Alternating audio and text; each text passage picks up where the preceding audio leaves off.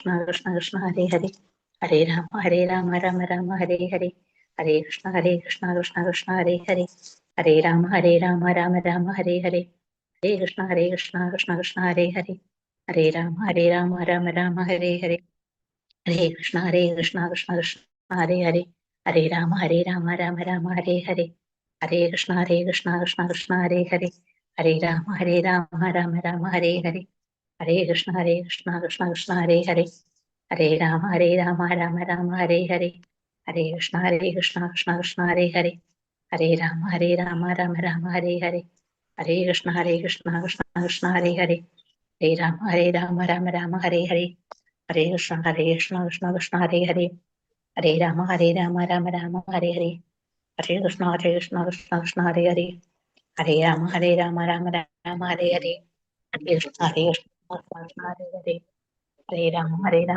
രാമ ഹരേ ഹരേ ഹരേ കൃഷ്ണ കൃഷ്ണ ഹരേ ഹരേ ഹരേ രാമ രാമ ഹരേ ഹരേ ഹരേ കൃഷ്ണ ഹരേ ഹരേ ഹരേ രാമ രാമ ഹരേ ഹരേ ഹരേ കൃഷ്ണ ഹരേ ഹരേ ഹരേ രാമ ഹരേ ഹരേ ഹരേ കൃഷ്ണ ഹരേ കൃഷ്ണ.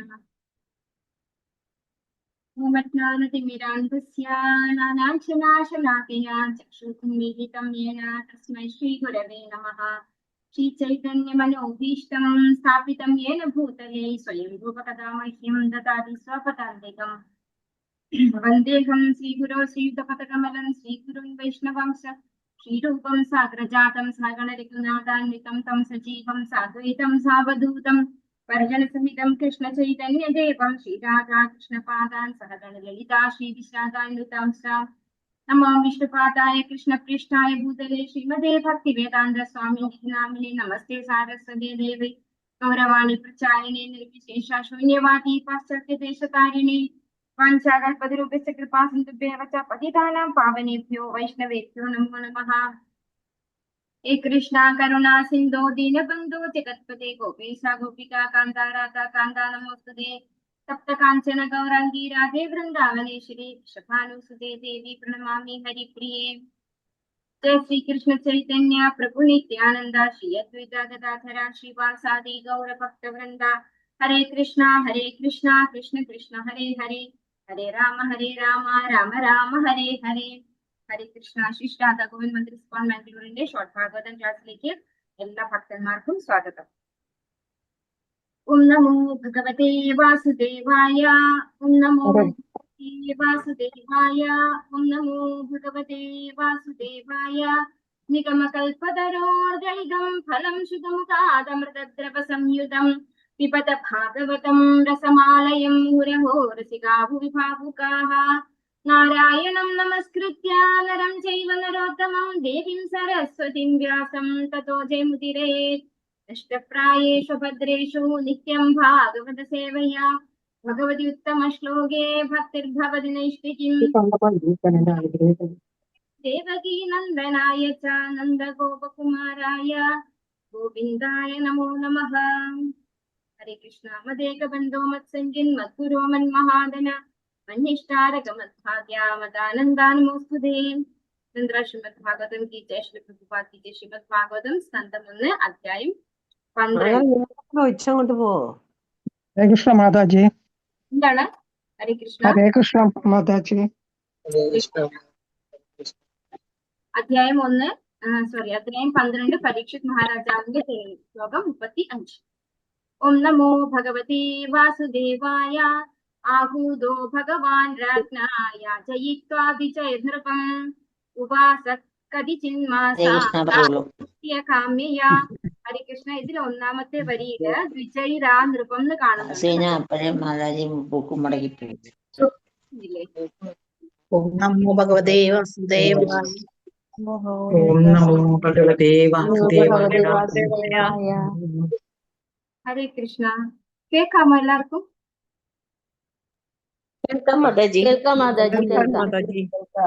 ഇവിടെ ഈ ദ്വിജൈരാ നൃപം എന്നുള്ള ഒരു ഇത് കാണുന്നുണ്ടാവും ഫസ്റ്റ് ലൈനില്.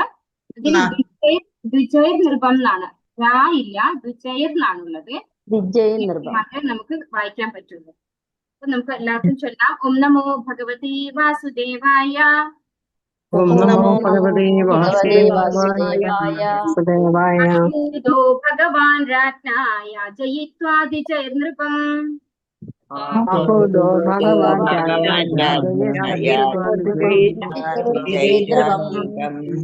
ഉവാസ കഥിതം മനസാൻ സുഹൃദാം പ്രിയകാമ്യയാ.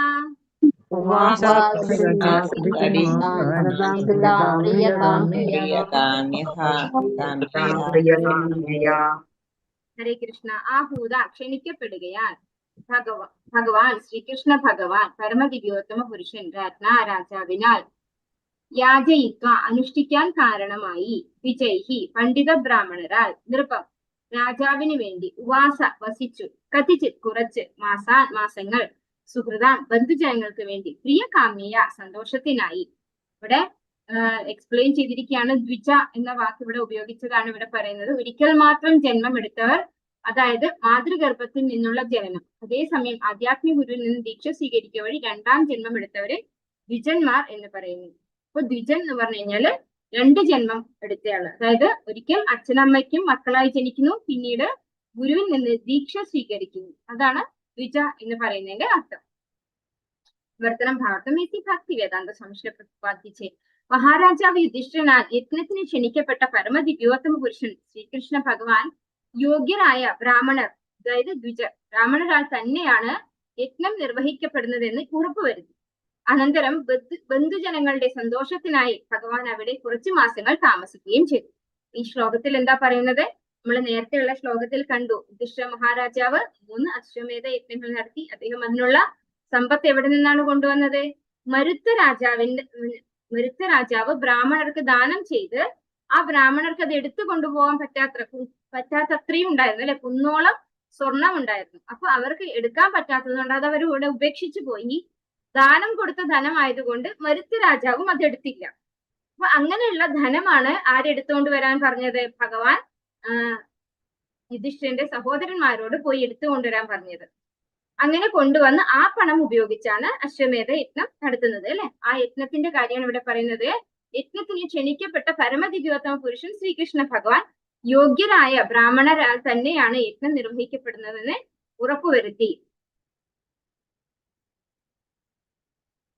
അപ്പൊ ഭഗവാനാണ് എന്തുറപ്പ് വരുത്തിയത്? ഇവിടെ യജ്ഞം നിർവഹിക്കുന്നത് യഥാർത്ഥത്തിൽ യോഗ്യതയുള്ള ബ്രാഹ്മണരാണ് ഈ യജ്ഞം ചെയ്യുന്നത് എന്ന് ഉറപ്പുവരുത്തിയത് സ്വയം ഭഗവാൻ തന്നെയാണ്. അനന്തരം ബന്ധുജനങ്ങളുടെ സന്തോഷത്തിനായി ഭഗവാൻ അവിടെ കുറച്ചു മാസങ്ങൾ താമസിക്കുകയും ചെയ്തു. അപ്പോ ശേഷം, അതായത് ഈ യജ്ഞം നിർവഹിച്ചതിന് ശേഷം, യജ്ഞം നടത്തിയതിനു ശേഷം കുറച്ചു നാൾ വീണ്ടും ഹസ്തിനപുരിയിൽ ഭഗവാൻ താമസിച്ചു എന്നാണ് ഇവിടെ പറയുന്നത്, അല്ലെ? നേരത്തെ യുദ്ധം കഴിഞ്ഞ് ഭഗവാൻ തിരിച്ചു പോയിട്ടുണ്ടായി. വീണ്ടും യുധിഷ്ഠിരൻ യജ്ഞം നിർവഹിച്ചപ്പോൾ ഭഗവാൻ വീണ്ടും കുറച്ചുനാൾ അവിടെ വന്ന് താമസിക്കുകയുണ്ടായി. ആവർത്തം ഇസി ഭക്തി വേദാന്ത സംശയ പ്രതിപാദിച്ചു. മഹാരാജാവ് യുധിഷ്ഠിരനാൽ ശരിയായ യജ്ഞ നിർവഹണത്തിന്റെ മേൽനോട്ടം വഹിക്കാൻ ക്ഷണിക്കപ്പെട്ട ഭഗവാൻ ശ്രീകൃഷ്ണൻ പിതൃ സഹോദരി പുത്രൻ എന്ന നിലയിൽ തന്റെ ജ്യേഷ്ഠനായ യുധിഷ്ഠിരന്റെ ആജ്ഞകളെ ശിരസാ വഹിച്ച് പണ്ഡിതരായ ദ്വിജ ബ്രാഹ്മണരെ യജ്ഞാനുഷ്ഠത്തിന് നിയോഗിച്ചു. അപ്പൊ ഇവിടെ ഡ്യൂട്ടി ഏറ്റെടുക്കുക ചെയ്തത് ആര്? ഭഗവാൻ, അല്ലെ? യുധിഷ്ഠിര മഹാരാജാവിന്റെ ഇളയ സഹോദരനായിട്ടാണ് ആര് വരുന്നത്? ഭഗവാൻ. സ്വയം ശ്രീകൃഷ്ണ ഭഗവാൻ ഇളയ സഹോദരനെ പോലെയാണ് അവിടെ നിന്നത്. അപ്പൊ തന്റെ ജ്യേഷ്ഠനായിട്ടുള്ള യുധിഷ്ഠിരന്റെ ആജ്ഞകൾ എങ്ങനെയാണോ ഒരു അനുജൻ ചേട്ടന്റെ ആജ്ഞകൾ അനുസരിക്കുന്നത്, അതുപോലെ ഭഗവാൻ സ്വയം യുധിഷ്ഠിരന്റെ ആജ്ഞകൾ അനുസരിച്ച് പ്രവർത്തിച്ചു. അപ്പൊ ഇവിടെയുള്ള പണ്ഡിതരായിട്ടുള്ള ഈ യജ്ഞത്തിന്റെ ഒക്കെ മേൽനോട്ടം വഹിക്കാനാണ് ഭഗവാനെ ഏർപ്പാട് ചെയ്തിട്ടുണ്ടായിരുന്നത്. അപ്പോ ആ ഭഗവാൻ തന്നെ ശ്രേഷ്ഠരായ ദ്വിജന്മാരാണ്, അല്ലെങ്കിൽ പണ്ഡിത ബ്രാഹ്മണരാണ് ഈ യജ്ഞാനുഷ്ഠാനം നിർവഹിക്കുന്നത് എന്ന് ബോധ്യപ്പെടുത്തേണ്ടായി. അവിടെ അതിനനുസരിച്ചുള്ള ബ്രാഹ്മണരെ നിയോഗിച്ചു. ബ്രാഹ്മണ കുലത്തിൽ ജനിച്ചു എന്നതുകൊണ്ട് മാത്രം ഒരുവൻ യജ്ഞാനുഷ്ഠാനത്തിന് യോഗ്യനായി തീരുന്നില്ല. അതിന് അംഗീകരിക്കപ്പെട്ട ആചാര്യനിൽ നിന്നും ശരിയായ ശിക്ഷണത്തിലൂടെയും ദീക്ഷയിലൂടെയും ദ്വിജനാകണം. ഏകജനായ ബ്രാഹ്മണ കുലത്തിലെ സന്തതി ഏകജാതനായ ശൂദ്രന് തുല്യനാണ്. അത്തരം ബ്രഹ്മബന്ധുക്കൾക്ക് അഥവാ യോഗ്യരല്ലാത്ത ഏകജരായ വ്യക്തികൾക്ക് യാതൊരുവിധ ഫലോദിഷ്ട യജ്ഞങ്ങൾ നിർവഹിക്കുന്നതിനും പൗരോഹിത്യം സ്വീകരിക്കുവാൻ അധികാരമില്ല. ഏകജാതരായ അത്തരം ഇളമുറക്കാരെ ഏത് ധാർമ്മിക അഥവാ വേദചടങ്ങുകളുടെ കാര്യത്തിലും തിരസ്കരിക്കേണ്ടതാണ്. അപ്പോൾ ഒരു ദ്വിജനായിട്ടുള്ള ഒരു ബ്രാഹ്മണനായിരിക്കണം ഇത്തരത്തിലുള്ള യജ്ഞങ്ങളൊക്കെ എന്താ പറയാ ആചാര്യനായിട്ടിരിക്കുന്നത്. അതായത് യജ്ഞാചാര്യൻ എന്ന് പറയും അല്ലെ. അങ്ങനെയുള്ള യജ്ഞാചാര്യനായിട്ട് ഇരിക്കാനുള്ള യോഗ്യത എന്താണ്? ആ വ്യക്തി ഏകജന്മം അല്ല ഉണ്ടാവേണ്ടത്, ദ്വിജൻ, 2 വട്ടം ജനിക്കുക എന്ന് വെച്ചാൽ ഒരു ദീക്ഷ സ്വീകരിച്ചിരിക്കണം. യഥാർത്ഥ യോഗ്യനായിട്ടുള്ള ഒരു ആചാര്യനിൽ നിന്ന് ദീക്ഷ സ്വീകരിച്ച്, ആധ്യാത്മിക ഗുരുവിൽ നിന്ന് ദീക്ഷ സ്വീകരിച്ച് അദ്ദേഹത്തിന്റെ ഉപദേശപ്രകാരം എന്ത് മനസ്സിലാക്കിയിട്ടുണ്ടാവണം? ഈ വേദങ്ങളൊക്കെയും, അതായത് ഇവിടെ ഉച്ചരിക്കേണ്ട മന്ത്രങ്ങളൊക്കെയും വ്യക്തമായി മനസ്സിലാക്കിയിട്ടുണ്ടാവണം. അങ്ങനെയുള്ള ഒരാൾക്ക് മാത്രമേ ഇത്തരത്തിലുള്ള ആചാര്യനായിട്ട്, അതായത് ബ്രാഹ്മണനായിട്ട് ആചാര്യനായിട്ട് ഇവിടെ ഇരിക്കാൻ സാധിക്കുള്ളൂ. അപ്പൊ അത് വളരെയധികം നിർബന്ധം ഉണ്ടായിരുന്നു. അല്ല എങ്കിൽ അവരെ എന്താ വിളിക്കാം? ബ്രഹ്മബന്ധു എന്നാണ് വിളിക്കുക അല്ലെ. അശ്വത്ഥാമാവിനെ നമ്മൾ നേരത്തെ കണ്ടു, ബ്രഹ്മബന്ധു എന്നാണ് പറയേണ്ടത്. അപ്പൊ ബ്രഹ്മബന്ധു എന്ന് പറയുന്നത് ഒരു ശൂദ്രന് തുല്യമാണെന്നാണ് പറയുന്നത്. ബ്രഹ്മബന്ധുക്കൾക്ക്, അതായത് ഏകജാതനായ ശൂദ്രന് തുല്യനാണ്. ബ്രാഹ്മണ കുലത്തിലെ ഏകജനായ സന്തതി ഏകജാതനായ ശൂദ്രന് തുല്യനാണ്. അപ്പൊ ബ്രാഹ്മണ കുലത്തിൽ ജനിച്ചു എങ്കിലും ആ വ്യക്തി എന്താണ്? ജന്മനാ ജായതേ ശൂദ്രഹ എന്നാണ് പറയുന്നത്. അപ്പൊ ജനിച്ച ഉടനെ എല്ലാവരും ഏത് കാറ്റഗറിയിൽ തന്നെയാണ്? ഏത് കുടുംബത്തിൽ പിറന്ന ആളാണെങ്കിലും എന്താണ്? ശൂദ്ര എന്ന കാറ്റഗറിയിലാണ് വരുന്നത്. പിന്നെ ദ്വിജനാവണമെങ്കിൽ നമ്മൾ എന്ത് വേണം? അങ്ങനെയുള്ള പ്രക്രിയകൾ നമ്മൾ യഥാർത്ഥത്തിലുള്ള ഒരു ആധ്യാത്മിക ആചാര്യനിൽ നിന്ന് നമ്മൾ ദീക്ഷ സ്വീകരിക്കുമ്പോഴാണ് നമുക്ക് ദ്വിജനാക്കാൻ സാധിക്കുന്നത്. അപ്പൊ അങ്ങനെയുള്ള ഒരാൾക്ക് മാത്രമേ ഇത്തരത്തിലുള്ള യജ്ഞങ്ങളൊക്കെ നിർവഹിക്കാൻ സാധിക്കുള്ളൂ. ഏകജാതരായ അത്തരം ഇളമുറക്കാരെ ഏത് ധാർമ്മിക അഥവാ വേദചടങ്ങുകളുടെ കാര്യത്തിലും തിരസ്കരിക്കേണ്ടതാണ്. ഭഗവാൻ ശ്രീകൃഷ്ണന് ഈ ഏർപ്പാട് നോക്കി നടത്തുവാനുള്ള ചുമതല നൽകപ്പെട്ടിരിക്കുന്നു. കുറ്റമറ്റവനായ ഭഗവാൻ ആകട്ടെ വിജയപ്രദമായ യജ്ഞ നിർവഹണത്തിനായി ആധികാരികരായ ദ്വിജബ്രാഹ്മണരാൽ അവ അനുഷ്ഠിപ്പിച്ചു. അപ്പൊ ഭഗവാനാണ് ആ ഒരു ഡ്യൂട്ടി കൊടുത്തിട്ടുണ്ടായിരുന്നത് യുധിഷ്ഠിരൻ. അത് ഭഗവാൻ യഥാവിധി നിർവഹിക്കുകയുണ്ടായി. അതായത് ദ്വിജബ്രാഹ്മണരെയാണ് ഭഗവാൻ അങ്ങനെയുള്ള കാര്യങ്ങൾ ചെയ്യാൻ ഏൽപ്പിച്ചത്. തതോ രാജ്ഞാഭ്യനുജ്ഞാതഃ കൃഷ്ണയാ സഹ ബന്ധുഭിഃ യയൗ ദ്വാരവതീം ബ്രഹ്മൻ സാർജുനോ യദുഭിർവൃതഃ. ഹരേ കൃഷ്ണ. എല്ലാവർക്കും ചൊല്ലാം. ഹരേ കൃഷ്ണ. വാസുദേവായ. ഓം നമോ ഭഗവതേ വാസുദേവായ. തതോ രാജ്ഞാഭ്യനുജ്ഞാതഃ കൃഷ്ണയാ സഹ ബന്ധുഭിഃ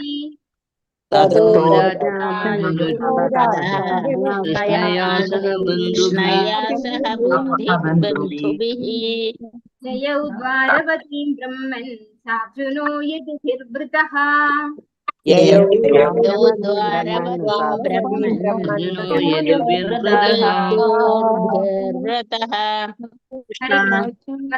അനന്തരം രാജ്ഞ രാജാവിനാൽ അഭ്യനുജ്ഞാതഃ അനുവദിക്കപ്പെടുകയാൽ കൃഷ്ണായ ദ്രൗപദിയാലും സഹ ഒപ്പം ബന്ധുഭിഃ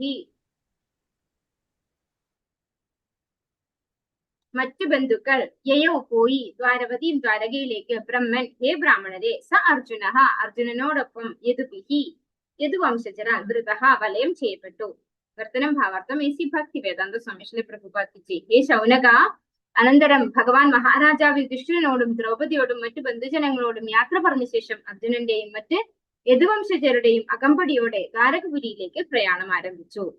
പരീക്ഷിത് മഹാരാജാവിന്റെ ജനനം എന്ന ശ്രീമദ് ഭാഗവതം പ്രഥമസ്കന്ധം 12-ാം അധ്യായത്തിന്റെ ഭക്തി വേദാന്ത ഭാഷ്യം ഇപ്രകാരം സമാപിക്കുന്നു. ഇപ്പോ ഇവിടെ ഈ അധ്യായത്തിന്റെ അവസാനം ഭഗവാൻ ഈ യജ്ഞമൊക്കെ നിർവഹിച്ചതിന് ശേഷം കുറച്ചുനാള് യുധിഷ്ഠിരനോടൊപ്പം താമസിച്ചു, നമ്മൾ കണ്ടു അല്ലെ. അതിനുശേഷം ഭഗവാൻ യുധിഷ്ഠിരനോടും ദ്രൗപദിയോടും മറ്റു ബന്ധുജനങ്ങളോടും യാത്ര പറഞ്ഞ ശേഷം, ഇപ്പൊ അവിടെയുള്ള ഹസ്തിനപുരിയിലുള്ള പാണ്ഡവരോടും ദ്രൗപദിയോടും മറ്റു ബന്ധുക്കളോടൊക്കെ യാത്ര പറഞ്ഞ ശേഷം അർജുനന്റെയും മറ്റു യദുവംശജരുടെയും അകമ്പടിയോടെ, അതായത് അർജുനനും കൂടെ പോയിട്ടുണ്ട് ദ്വാരകയിലേക്ക് അല്ലെ, അർജുനന്റെയും മറ്റു യദുവംശജരുടെയും അകമ്പടിയോടെ ദ്വാരകപുരിയിലേക്ക് പ്രയാണം ആരംഭിച്ചു. അപ്പൊ തിരിച്ചു പോയത് അർജുനനെയും കൂട്ടിക്കൊണ്ടാണ്. അതുപോലെ കൂടെ ഉണ്ടായിരുന്ന മറ്റു യദുവംശജരും ഭഗവാന്റെ ഒപ്പം ദ്വാരകയിലേക്ക് തിരിച്ചുപോയി. ഇവിടെ ഈ അധ്യായം തീരാണ്. നമുക്ക് ഇന്നത്തെ ദിവസം ഇതിന്റെ തുടക്കം മുതൽ ഒന്ന് റീക്യാപ്പ് ചെയ്യാം അല്ലെ, ജസ്റ്റ് ഒന്ന്. ഇനി ഇന്ന് പുതിയ അധ്യായം എടുക്കണോ? ഹരേ കൃഷ്ണ. ഹരേ കൃഷ്ണ. അപ്പൊ നമ്മൾ ഈ അധ്യായത്തിന്റെ തുടക്കത്തിൽ പരീക്ഷിത് മഹാരാജാവിന്റെ ജനനം എന്ന ഈ അധ്യായത്തിന്റെ തുടക്കത്തില് ശൗനകാദി മഹർഷിമാര് സൂതഗോസ്വാമിയോട് ചോദിക്കുകയാണ്. ഭഗവാന്റെ ഭക്തനാണ് അല്ലെ നമ്മുടെ പരീക്ഷിത് മഹാരാജാവ്. ആ പരീക്ഷിത് മഹാരാജാവ് ഭഗവാന്റെ ശ്രീമദ് ഭാഗവതം ശ്രവിച്ച പരീക്ഷിത് മഹാരാജാവിന്റെ ജനനത്തെ സംബന്ധിച്ച് വിശദമായി വിവരിച്ചു തരണം എന്ന് പറയാണ്. അപ്പോ ഭഗവാനെ സംബന്ധിക്കുന്നതും ഭഗവാന്റെ ഭക്തന്മാരെ സംബന്ധിക്കുന്നതുമായ കാര്യങ്ങൾ മാത്രമാണ് ആര് ചോദിക്കുള്ളൂ? ഭഗവാന്റെ ഭക്തന്മാര് ചോദിക്കുള്ളൂ. അപ്പൊ അതിന്റെ തുടക്കമായിട്ട് തന്നെ സൂത ഗോസ്വാമി എന്താ പറയുന്നത്? നമ്മുടെ യുധിഷ്ഠിര മഹാരാജാവിന്റെ ഐശ്വര്യത്തെ കുറിച്ചാണ് ആദ്യം തന്നെ പറഞ്ഞത്, അല്ലെ?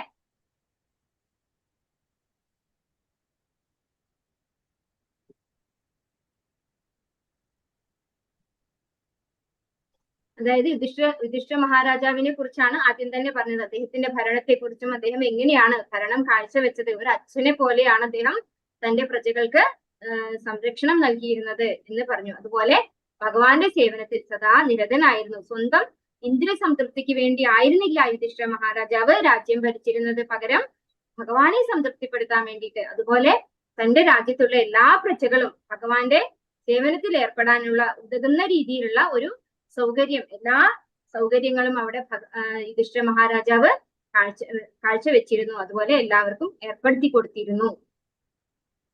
അതുപോലെ അദ്ദേഹത്തിന്റെ കീർത്തി എന്നാണ് ഈ ശ്ലോകത്തിൽ പറയുന്നത്. അദ്ദേഹം രാജ്യം ഭരിച്ചപ്പോൾ സ്വർഗത്തിലുള്ളവർക്ക് പോലും അതിനേക്കാൾ മഹനീയമായിരുന്നു ഇവിടെ ഈ ഭൂമി എന്നാണ് പറയുന്നത്. സ്വർഗീയ ലോകങ്ങളിൽ പോലും യുധിഷ്ഠിര മഹാരാജാവിന്റെ ലൗകിക സമ്പത്ത്, മികച്ച പ്രാപ്യസ്ഥാനം കൈവരിക്കാൻ ഉതകുന്ന അദ്ദേഹത്തിന്റെ യത്നങ്ങൾ, അതായത് അദ്ദേഹത്തിന് ഉന്നത ഗ്രഹങ്ങളിലേക്ക് പോകാൻ പറ്റുന്ന രീതിയിൽ അദ്ദേഹം നടത്തിയ യജ്ഞങ്ങൾ, അദ്ദേഹത്തിന്റെ രാജ്ഞി ദ്രൗപദി, ധീരന്മാരായ ഭ്രാതാക്കൾ, വിസ്തൃതമായ ഭൂപ്രദേശം, ഭൂലോകത്തിന് മീതെയുള്ള അദ്ദേഹത്തിന്റെ പരമാധികാരം, അദ്ദേഹത്തിന്റെ യശസ് തുടങ്ങിയവയെ കുറിച്ചുള്ള വൃത്താന്തം എത്തിച്ചേർന്നു. അപ്പൊ സ്വർഗലോകങ്ങളിലേക്ക് പോലും യുധിഷ്ഠിര മഹാരാജാവിന്റെ ഭരണത്തെ കുറിച്ചുള്ള കീർത്തി, അദ്ദേഹത്തിന്റെ യശസ് ഒക്കെ പരന്നിരുന്നു എന്നാണ് ഈ ശ്ലോകത്തിൽ പറയുന്നത്. അപ്പൊ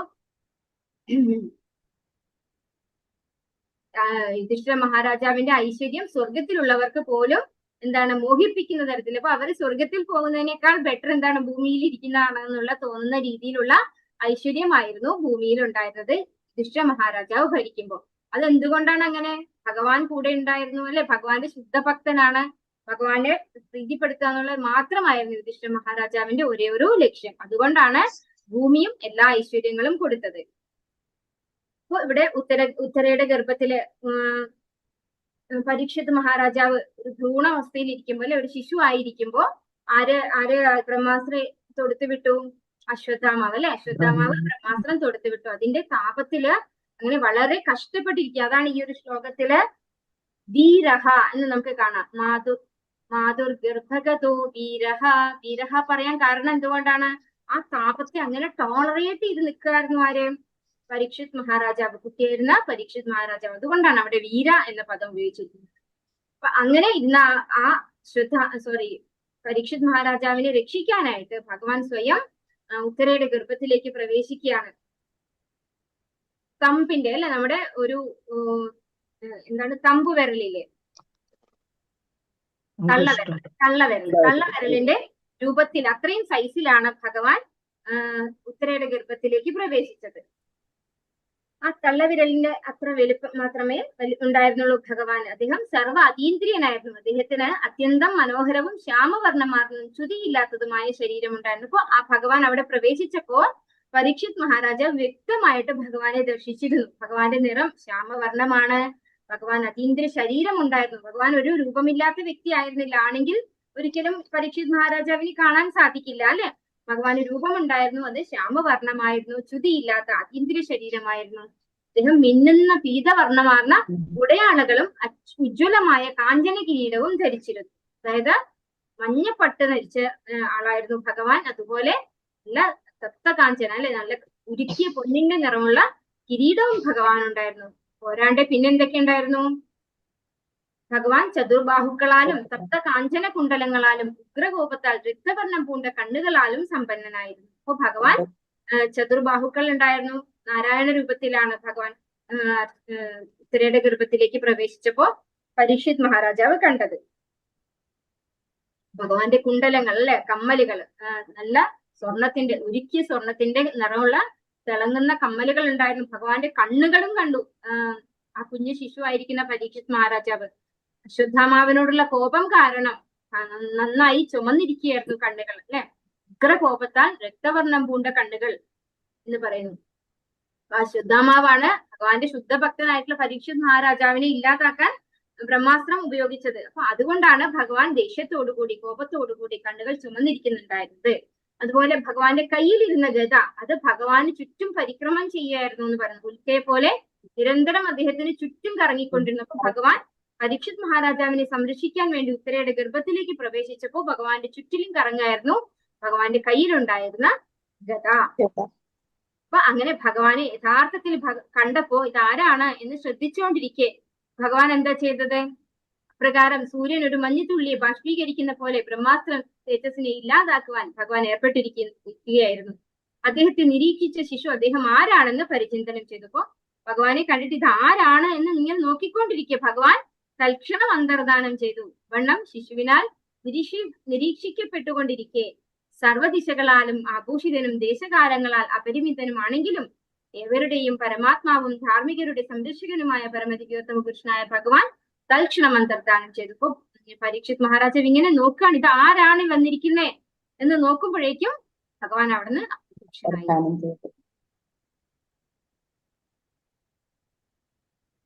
അനന്തരം രാശി ചക്രത്തിലെ ശുഭ സൂചനകളെല്ലാം ക്രമേണ വെളിപ്പെട്ടപ്പോൾ ശൗര്യത്തിൽ തികച്ചും പാണ്ഡവന് സമാനനാകാൻ പോകുന്ന അദ്ദേഹത്തിന്റെ അനന്തരാവകാശി ജന്മമെടുത്തു.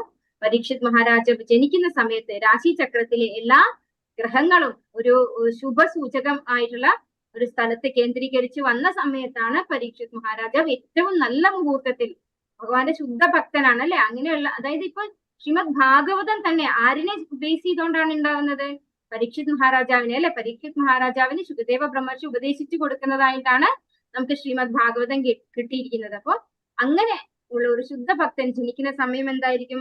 ശുഭസൂചകമായ സമയമായിരിക്കും. പരീക്ഷിത് മഹാരാജാവിന്റെ ജനനത്തിൽ അത്യധികം സംതൃപ്തനായ രാജാവ് യുധിഷ്ഠിരൻ ധൗമ്യരുടെയും കൃപരുടെയും നേതൃത്വത്തിലുള്ള പണ്ഡിത ബ്രാഹ്മണരാൽ ശുദ്ധീകരണ പ്രക്രിയയായ ജാതകർമ്മം നിർവഹിപ്പിക്കുകയും മംഗളകരമായ സ്തോത്രങ്ങൾ പാരായണം ചെയ്യുകയും ചെയ്തു. ഇപ്പൊ ഒരു കുട്ടി ഉണ്ടായി കഴിഞ്ഞാൽ എല്ലാവരും ചെയ്യുന്ന ഒരു കാര്യമാണ് അല്ലെ, അവിടെ ഭാഗവതം പാരായണം ചെയ്യും, അല്ലെങ്കിൽ എന്തെങ്കിലും ഭഗവാന്റെ നാമം ജപിക്കുക, അങ്ങനെയുള്ള കാര്യങ്ങളൊക്കെ ഇവിടെ ശുദ്ധീകരണ പ്രക്രിയ, അതായത് ജാതകർമ്മം നിർവഹിക്കേണ്ടായി. ആരൊക്കെയാണ് നിർവഹിച്ചത്? കൃപാചാര്യരും സൗമ്യരും ചേർന്നാണ് ആ ചടങ്ങ് നിർവഹിച്ചിട്ടുള്ളത്. അപ്പൊ ആ സമയത്ത് ആ കുട്ടിയെ കുറിച്ച്, കുട്ടിയുടെ ഫ്യൂച്ചറിനെ കുറിച്ച് അവിടെ വ്യക്തമായിട്ട് പറഞ്ഞു കൊടുക്കുന്നുണ്ട്.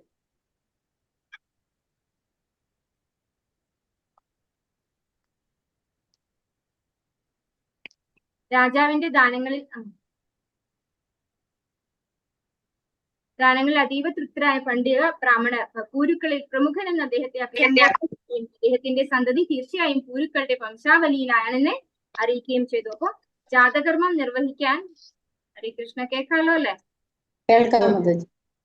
ജാതകർമ്മം നിർവഹിക്കാൻ കൃപാചാര്യരും അതുപോലെ സൗമ്യരും ഒക്കെ നേതൃത്വത്തിൽ കുറച്ച് ബ്രാഹ്മണര് വന്നിട്ടുണ്ടായി. അപ്പൊ അവർക്ക് ധാരാളം ദാനങ്ങൾ നിർവഹിച്ചു ആര്? യുധിഷ്ഠിര മഹാരാജാവ്.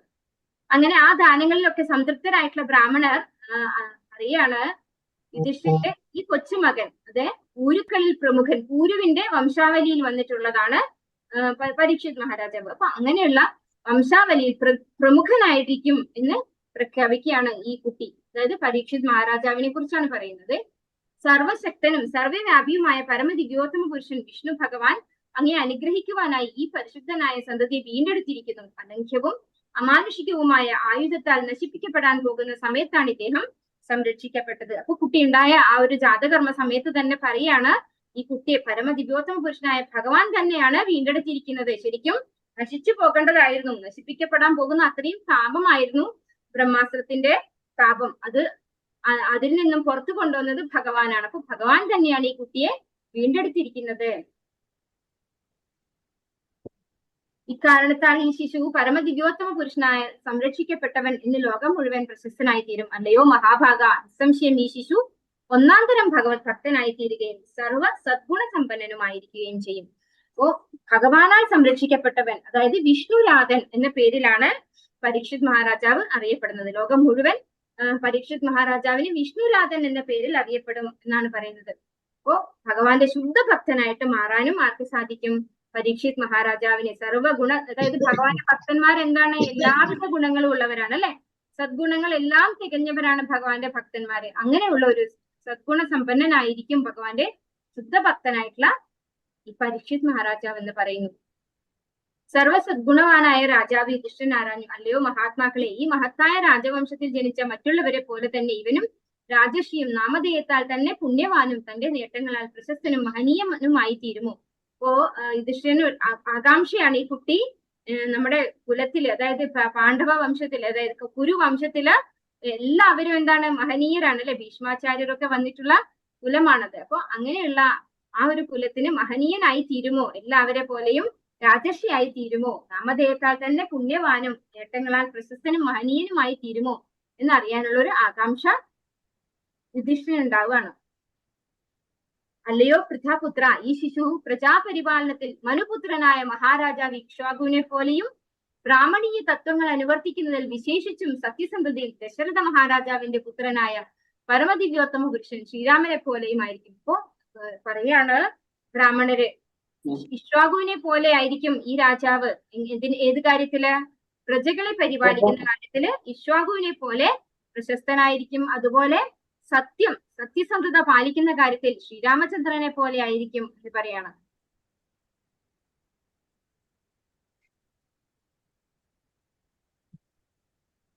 ഈ ശിശു ഉശീനര ദേശത്തെ കീർത്തിമാനായ ശിബി മഹാരാജാവിനെ പോലെ ദാനം നൽകുന്നതിൽ അത്യുദാരനും അഭയം പ്രാപിച്ചവരുടെ സംരക്ഷകനുമായിരിക്കും.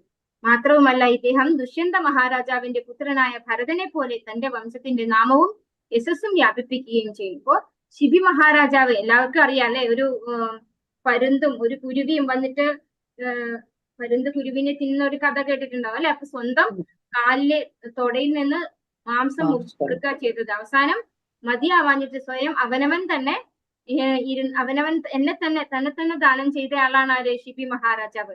അപ്പോൾ ദാനം ചെയ്യുന്ന കാര്യത്തിൽ അദ്ദേഹത്തെ പോലെ അത്യുദാരനായിരിക്കും. അതുപോലെ അഭയം പ്രാപിച്ചവരെ സംരക്ഷിക്കുകയും ചെയ്യും. അത് തന്നെ സമർപ്പിച്ചിട്ടായാലും തന്നെ അഭയം പ്രാപിച്ചവരെ സംരക്ഷിക്കുന്ന ആളായിരുന്നു ശിബി മഹാരാജാവ്. അതുപോലെ ആണ് പരീക്ഷിത് മഹാരാജാവും തന്നെ അഭയം പ്രാപിക്കുന്നവരെ സംരക്ഷിക്കും എന്ന് പറഞ്ഞു. പിന്നെ അതുപോലെ അദ്ദേഹം ദുഷ്യന്ത മഹാരാജാവിന്റെ പുത്രനായ ഭരതനെ പോലെ തന്റെ വംശത്തിന്റെ നാമവും യശസ്സും വ്യാപിപ്പിക്കുകയും ചെയ്യും. ഇപ്പൊ നമ്മുടെ ഭാരതം എന്ന പേര് തന്നെ വന്നത് ഈ ഭരത മഹാരാജാവിലൂടെയാണെന്ന് പറയുന്നുണ്ട്. അപ്പൊ അതുപോലെ പരീക്ഷിത് മഹാരാജാവിന്റെ നാമവും അതുപോലെ വംശത്തിന്റെ യശസ്സും ഒക്കെ വർദ്ധിപ്പിക്കുന്ന ഒരാളായിരിക്കും പരീക്ഷിത് മഹാരാജാവ് എന്ന് പറയുന്നു. ഈ ശിശു ശ്രേഷ്ഠരായ ധനുർധാരികളിൽ അർജുനന്മാർക്ക് തുല്യനും അഗ്നിയെ പോലെ അപ്രതിരോധ്യനും സമുദ്രത്തെ പോലെ ദുസ്തരനുമായിരിക്കും. അപ്പൊ അർജുനനെ പോലെ ഒരു നല്ല വില്ലാളി വീരനായിരിക്കും. അഗ്നിയെ പോലെ അപ്രതിരോധ്യനും, അതായത് അഗ്നിയെ ആർക്കും പ്രതിരോധിക്കാൻ കഴിയില്ല അല്ലെ. സമുദ്രത്തെ പോലെ ദുസ്തരനുമായിരിക്കും, അതായത് വളരെ വീരശൂര പരാക്രമി ആയിരിക്കും ആര്? പരീക്ഷിത് മഹാരാജാവ്. അത് നമുക്ക് കാണുന്നുണ്ട്. അതായത് കലിയെ പോലും ശിക്ഷിക്കാൻ സാധിച്ച വ്യക്തിയാണ് പരീക്ഷിത് മഹാരാജാവ്. കലി പുരുഷൻ തന്നെ വന്നപ്പോ പണിഷ് ചെയ്യുന്നുണ്ട് പരീക്ഷിത് മഹാരാജാവ്. സിംഹത്തെ പോലെ ശക്തിമാനും ഹിമാലയ പർവ്വതത്തെ പോലെ അഭയപ്രദായകനും ഭൂമിയെ പോലെ സഹനശക്തിയുള്ളവനും മാതാപിതാക്കളെ പോലെ സഹിഷ്ണുതയുള്ളവനുമായിരിക്കും. അപ്പോ വീരശൂര പരാക്രമി മാത്രമല്ല, പോലെ ശക്തിമാനും ഹിമാലയ പർവ്വതത്തെ പോലെ അഭയപ്രദായകനുമാണ്. അതുപോലെ നല്ല ടോളറൻസ് ഉള്ള ആളുമാണ്. ഭൂമിയെ പോലെ സഹനശക്തിയുള്ളവനും മാതാപിതാക്കളെ പോലെ സഹിഷ്ണുതയുള്ളവനുമായിരിക്കും. അപ്പോ എല്ലാ തരത്തിലും അല്ലെ, വീരനാണ്, അതുപോലെ തന്നെ ക്ഷമയുള്ള ആളാണ്, അതുപോലെ മാതാപിതാക്കളെ പോലെ സഹിഷ്ണുതയുള്ള ആളുമായിരിക്കും പരീക്ഷിത് മഹാരാജാവ് എന്ന് പ്രഡിക്റ്റ് ചെയ്യാണ് ബ്രാഹ്മണർ.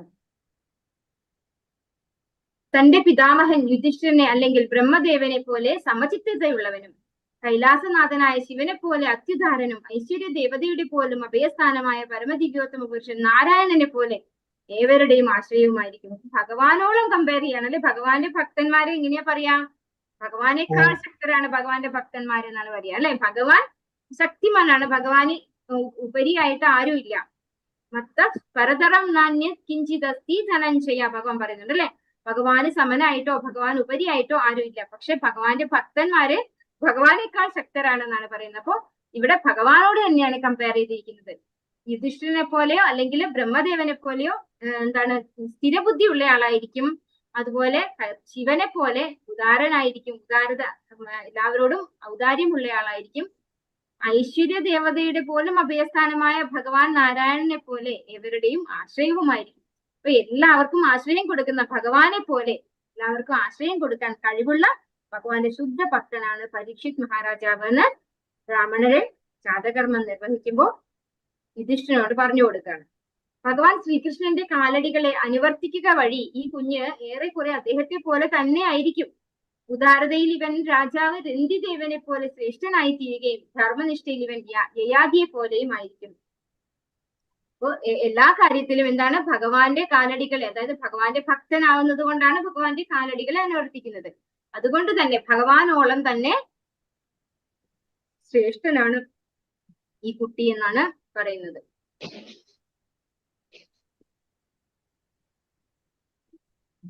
ഈ ശിശു ക്ഷമാശീലത്തിൽ ബലിമഹാരാജാവിനെ പോലെയും ഭഗവാൻ കൃഷ്ണന്റെ അടിയുറച്ച ഭക്തരിൽ പ്രഹ്ലാദനെ പോലെയും ആയിരിക്കും. നിരവധി അശ്വമേധ യജ്ഞങ്ങൾ നിർവഹിക്കും. കൂടാതെ പരിചയസമ്പന്നരായ വൃദ്ധജനങ്ങളെ അനുവർത്തിക്കുകയും ചെയ്യും. അപ്പോ ബലിമഹാരാജാവിനോളം ടോളറൻസ് ഉള്ള ആളാണ്. കാരണം നമുക്കറിയാം ബലിമഹാരാജാവിന്റെ കഥ എല്ലാവർക്കും അറിയുന്നതാണ്.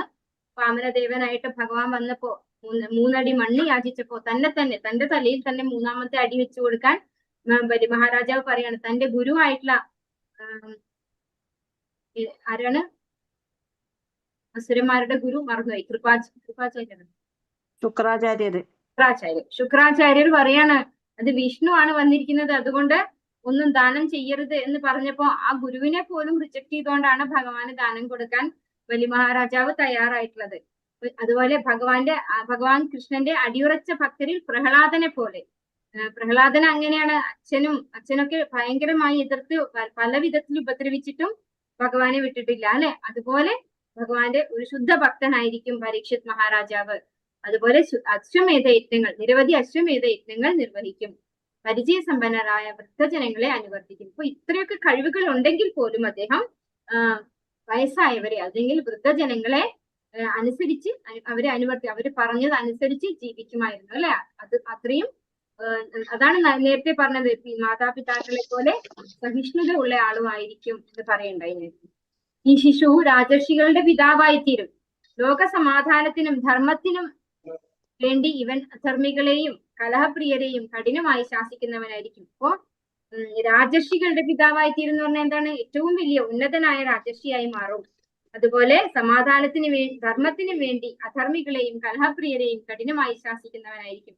അത് നമുക്ക് വരുന്ന അധ്യായങ്ങളിൽ കാണാം. കരിപുരുഷനെ എങ്ങനെയാണ് പരീക്ഷിത് മഹാരാജാവ് കൈകാര്യം ചെയ്യുന്നത് എന്നുള്ളത് വരുന്ന അധ്യായങ്ങളിൽ കാണാൻ സാധിക്കും. ഒരു ബ്രാഹ്മണപുത്രനാൽ നിയോഗിച്ച് അയക്കപ്പെടുന്ന തക്ഷക ദംശനത്താൽ തന്റെ മരണം സംഭവിക്കുമെന്ന വാർത്ത ശ്രവിച്ചതിന് ശേഷം ഇവൻ എല്ലാ ഭൗതിക ബന്ധത്തിൽ നിന്നും സ്വതന്ത്രനാവുകയും പരമദിവ്യോത്തമ പുരുഷന് സ്വയം സമർപ്പണം ചെയ്ത് അഭയം പ്രാപിക്കുകയും ചെയ്യും. ഇതാണ് ഒരു ശരിയായ ഒരു എന്താ പറയുക ജാതകർമ്മം നിർവഹിക്കുന്ന ആളുടെ അല്ലെങ്കിൽ ഒരു ജ്യോത്സ്യന്റെ കാഴ്ചപ്പാട് പറയുന്ന ഇതാണ്. ശരിക്കും കറക്റ്റ് ആയിട്ട് മനസ്സിലാക്കാൻ അവർക്ക് സാധിക്കും.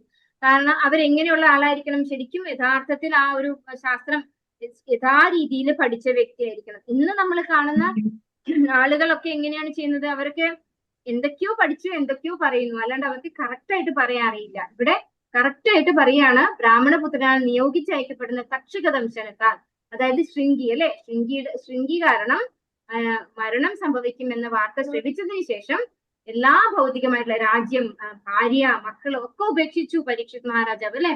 ഗംഗാ തീരത്ത് വന്ന് ശുകദേവ ബ്രഹ്മർഷിയിൽ നിന്ന് ഭഗവാനെ കുറിച്ച് ഭാഗവതം ശ്രവിക്കുകയുണ്ടായി.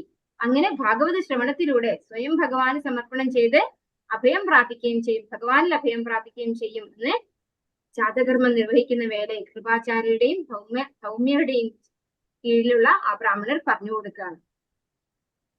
മുനിശ്രേഷ്ഠനായ വ്യാസപുത്രനിൽ നിന്നും യുക്തമായ ആത്മജ്ഞാനത്തെ സംബന്ധിച്ച് അന്വേഷിച്ചറിഞ്ഞ ശേഷം ഇദ്ദേഹം സർവ്വവിധ ഭൗതിക ആസക്തികളും പരിത്യജിക്കുകയും നിർഭയമായ ജീവിതം പ്രാപ്തമാക്കുകയും ചെയ്യും. ഇപ്പോ ഭഗവാന്റെ ഭക്തിയിലേക്ക് നിർഭയമായ ജീവിതം എന്ന് പറഞ്ഞു കഴിഞ്ഞാൽ എന്താണ്, ഒരു ഭയവും വേണ്ട.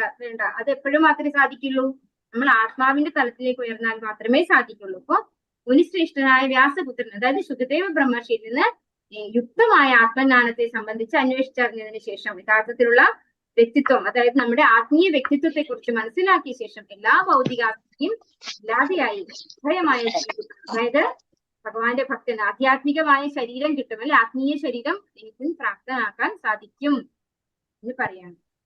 ഇപ്രകാരം ജ്യോതിഷ ജ്ഞാനത്തിലും ജാതസംസ്കാര കർമ്മത്തിലും നിപുണരായവർ ശിശുവിന്റെ ഭാവിയെ സംബന്ധിച്ച് രാജാവ് യുധിഷ്ഠിരന് വിവരങ്ങൾ നൽകി. അനന്തരം ധാരാളമായി പ്രതിഫലം നൽകപ്പെട്ട അവർ അവരുടെ ഭവനങ്ങളിലേക്ക് യാത്രയായി. ഇപ്പോ തിരിച്ചു പോയി, കുട്ടിയെ കുറിച്ച് എല്ലാം പറഞ്ഞ് തിരിച്ചുപോയി. അതിനുശേഷം യുധിഷ്ഠിര മഹാരാജാവ് എന്ത് ചെയ്തു?